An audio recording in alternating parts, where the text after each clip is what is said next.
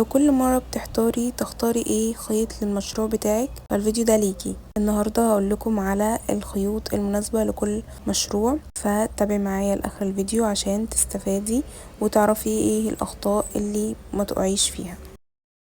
اول خيط هنتكلم عنه هو هيمالايا افريداي، بس الموجود قدامكم دلوقتي هو الاستوكات منه اللي هو فاشن.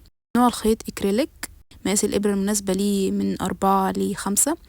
من مميزاته انه ناعم جدا مش بيوبر، وعيوبه انه مش افضل اختيار للشنط التقيلة لان الفتلة بتاعته ناعمة، وغير كده برضو سعره اغلى شويتين. هنا انا كنت بوريكم مقاس الابرة بتاعته، كنت مستخدمة ابرة 3.5، عملت منها مربع جراني من الخيط.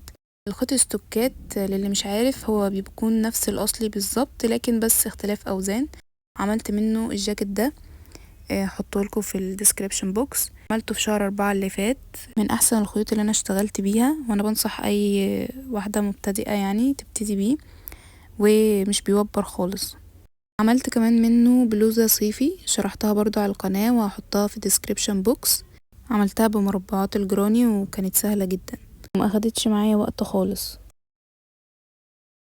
تاني خيط هتكلم عنه هو أليس بوركوم كلاسيك، وده خيط تركي ونوعه اكريليك. الابرة المناسبة ليه من 5 ل6. الوانه جميلة وفتلته حلوة جدا، وده اول خيط اصلا انا بدأت بيه. ينفع بالمشاريع كتيرة. انا عملت منه جراب للموبايل، وكمان عملت منه لكلوك، وعملت منه قلوب. طبعا كل ده موجود في القناة يعني، ما عدا اللكلوك وحامل الجراب. وعملت برضو منه جلوفز كده، بس كانت فردة واحدة عملتها، فقدت الشغف ان انا اكملها. وعملت برضو من الخيط نفسه المحفظة الصغيرة العسولة دي. بعد كده خيط أليس بيبي، ده خيط تركي. الإبرة المناسبة ليه 3.5. ألوانه جميلة برضو، لكن مشكلتي معاه ان هو بيوبر. بينفع لشغل الأطفال. أنا عملت منه التوكة دي، وكمان برضو توكة الراس دي برضو. قولولي لو حابين اشرحها في القناة. عملت برضو المحفظة الصغيرة دي بلونين، دي موجودة بقى في القناة. ده كان شكلها. انتوا ينفع برضو تعملوا منها طواقي زي ما انا ما عملت كده، اللي هو يعني ايس كاب. جبت الابر وبعدين جبت اللونين، اللون الازرق والاصفر، حبيت اعملهم لونين مع بعض. كنت عاملاها بغرزة النص عمود بس يعني هي، فكانت طريقتها سهلة، وكنت هنا قاعدة بوريكم الخطوات بتاعتها ازاي.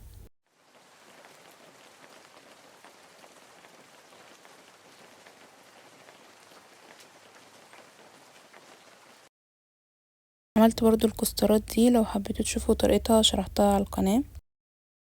في كمان خيط أليز ماكس، وده تركي زي أليز بوركم برضو، لكنه أدخن منه. الإبرة المناسبة ليه من 8 ل10. من مميزات الخيط ان هو سميك زي ما انا ما قلتلكوا، بينجز معاكي يعني بتخلصي الشغل اسرع. عيوبه ان هو تقيل وفتلته بتتفك من بعضها شوية. والخيط ده ممكن نستخدمه للمشاريع اللي عايزين فيها خيط تقيل زي الكوفيات التقيلة والبلوفرات كمان. في كمان خيط أليز أنجورا جولد، وده تركي، نوعه اكريليك، معاه برضو مهير. الإبرة المناسبة ليه من 3 ل4 ملي. من مميزاته انه شكله حلو، وفيه منه جنجاه يعني ألوان داخلة في بعضها بتعمل شكل حلو. عيوبه انه بيكون صعب انه يتفك من الفتلة بتاعته. المشاريع اللي تتعمل بيه شالات او كارديجان خفيف او بلوفر ناعم زي الاشكال دي كده بالظبط. خامس خيط هو أليز ديفا، وده تركي. النوع مش صوف، ده مايكرو فايبر اكريليك زي الحرير. الإبرة المناسبة ليه من 2.5 ل3.5 ملي. احسن حاجة تتعمل بالخيط ده هو المفارش، وده مفرش من المفارش اللي انا عملتها بالخيط ده. عملت برضو منه الشنطة دي، لكن منصحش ان حد يعمل بالخيط أليز ديفا بالشنط لان هو بيسحب خيط كتير. وده أليز ديفا بلس، نفس ديفا لكنه اتخن منه. هنتكلم بعد كده على خيوط القطن، وأولهم أليس كوتون جولد، وده نوعه فيه قطن 55% و45% أكريليك. الإبرة المناسبة ليه من 3 ل4 ملي. من مميزاته ان هو ثابت في شكله كده، حلو جدا للأميجرامي، ألوانه كتيرة. بالنسبة لعيوبه أنا مش شايفة ان فيه عيوب يعني، بس ممكن ان هو بيمط شوية لو الشغل واسع. اكتر حاجة بتتعمل بالخيط ده هو الورود. ومناسب جدا للورود وكمان للتوبات الصيف، اي حاجة صيفية عامة يعني بلوزات وكده. كمان برضو ينفع للعرايس اللي بيبقى زي الشكل ده كده، بتبقى شكلها لطيفة خالص. تاني نوع قطن هو خيط يارن ارت. الابرة من 2.5 ل3.5 ملي. من مميزاته انه ثابت ومش بيتمدد وبيدي شكل نظيف. من عيوبه انه هو قاسي شوية في الشغل وبيتعب الايد نوعا ما. استخداماته يعتبر زي كوتون جولد، مشهور في الامجرامي، وكمان برضو ملابس الاطفال، بلوزات، جواكت، ديكورات، حلو في كده. هنتكلم عن خيط المهير، والإبرة المناسبة ليه من 3 ل5 ملي. من مميزاته ان هو خفيف وناعم، بيدي شكل فخم. ومن عيوبه انه بيتفك بصعوبة. بنعمل منه حاجات خفيفة، كارديجان خفيف او بلوفر زي ده، او كوفيات او شال. هنتكلم بعد كده عن خيط البافي، وده مش محتاج إبرة، ده بشغل الإيد. مميزاته إنه أسهل خيط للمبتدئين، نتيجته سريعة جدا. عيوبه إنه مش عملي في الغسيل. واكتر حاجة مشهور بيها الخيط ده هو شغل البطاطين، حلو جدا في البطاطين، تقدروا تعملوا منه كذا شكل. وفي كمان خيط المكرمية، وده بيحتاج إبرة من 4 ل6. مميزاته انه بيدي شكل ثابت ومتين، مناسب للشنط جدا. عيوبه انه هو بيوجع الايد، تقيل في الايد شوية، مش مناسب لللبس.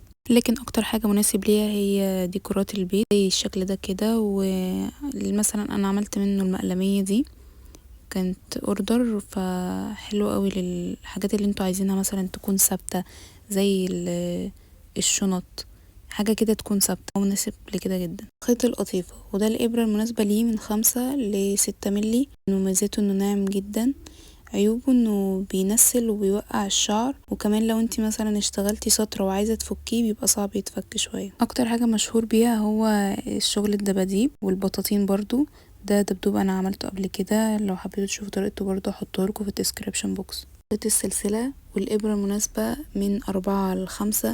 مميزاته انه شكله شيك، حلو لشنط الكنفاه. من عيوبه انه بيوجع الايد مع الشغل. كمان لما تبتدي تشتغلي بيه بشنط الكنفاه بتحتاجي انك انتي تنسليه بالشكل ده، فبيبقى يعني مرهق شويتين يعني، لكن عادي محلول. انا وريتكم الطريقه اهو ازاي تبتدي تعملي بيه الخيط بالابره عشان تبتدي تعملي شنط الكنفاه. ده طبعا في حاله لو هتشتغلي بالابره، لكن انتي ممكن تعملي بايدك عادي. عملت بيه شنطة الكنفة دي، موجودة على القناة. كمان عملت المحفظة دي بنفس الخيط، وكانت بالشكل ده كده. عملتها جزئين وبس يعني، وعملت الاكسسوارات بتاعته كده من قدام. and next هنتكلم عن خيط الكليم. الإبرة المناسبة من 8 ل10 ملي. من مميزاته انه متين جدا وعملي ومش بيقطع. عيوبه انه تقيل في الشغل وبيوجع الايد. وطبعا اكتر حاجة مشهور بيها الخيط ده هي الشنط اللي زي كده، مشهورة عامة في الشنط. بعد كده خيط الرافية، وده الإبرة المناسبة من 3.5 ل5. من مميزاته انه شكله صيفي جدا.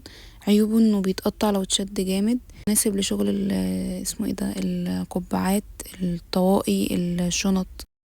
فباختصار اكبر غلطة انك انتي تختاري الخيط على حسب لونه مش استخدامه. يعني مينفعش تعملي توب صيفي بمكرمية. وكمان في غلطة انك انتي مش بتجربي العينة بتاعة الخيط قبل ما تبتدي المشروع. يعني مثلا ناس كتير بتنسى تعمل عينة صغيرة قبل ما تبدأ بلوزة او شنطة، فتتفاجئ ان المقاس طلع اكبر او اصغر بعد ما تخلص نص المشروع. فالعينة بتنقذك من انك انتي تفكي نص الشغل وتتعبي وتتعصبي.